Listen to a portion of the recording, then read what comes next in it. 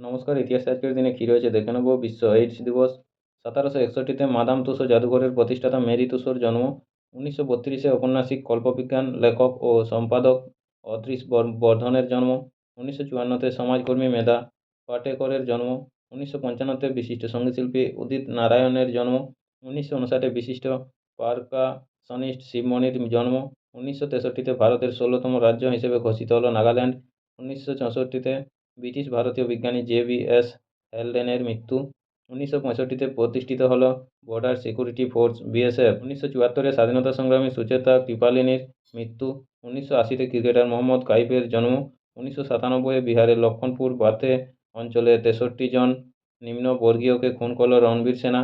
1999-এ গায়ক শান্তিদেব ঘোষের মৃত্যু ও 2013-তে সঙ্গীতশিল্পী ও নজরুল গীত বিশেষজ্ঞা পূর্বীর দত্তের মৃত্যু।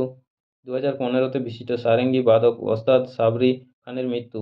নমস্কার, আজকের ইতিহাস এই পর্যন্তই। পরের ইতিহাসটি পেতে চ্যানেলটিতে সাবস্ক্রাইব করে পাশে থাকা বেল আইকনটি অল করে রাখুন।